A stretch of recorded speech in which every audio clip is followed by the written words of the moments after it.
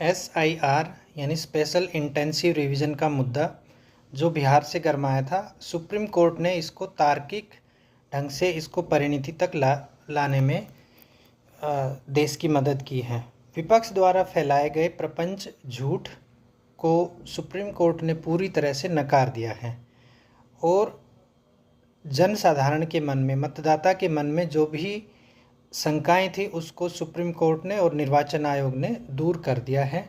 उम्मीद की जानी चाहिए कि ये मुद्दा अब भविष्य में अपने गति की तरफ बढ़ेगा और आगे इस पर अब कोई बहस नहीं होगी।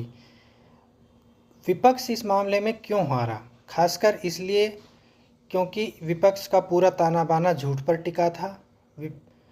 इस झूठ को जनता ने पूरी तरह से नकार दिया, पहली बात। दूसरी बात ये कि विपक्ष जिस डेटा के माध्यम से आपको ये बताने की कोशिश कर रहा था कि वोट चोरी हुई है, वो डाटा पूर्णतः फर्जी पाया गया। उस डाटा को देने वालों ने यह मान लिया कि ये डाटा पूर्णतः फर्जी है।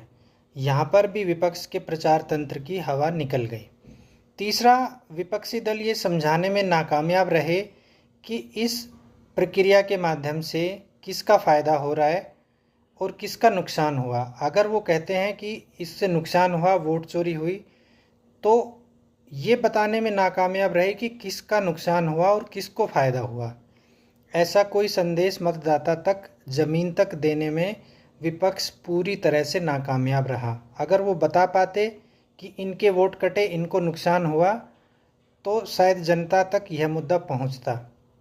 लेकिन वोट कटे केवल अपात्र व्यक्तियों के, किसी कारण से वोट कटे, उनको मौका दिया गया, उनको अपने डॉक्यूमेंट्स देने का, जांच कराने का मौका दिया गया। लेकिन विपक्ष केवल थोथे आरोप लगाता रहा जिनमें कोई दम नहीं था और अंततः ये मुद्दा अब अपनी परिणति की तरफ बढ़ चला है, जो अब समाप्त हो जाना चाहिए।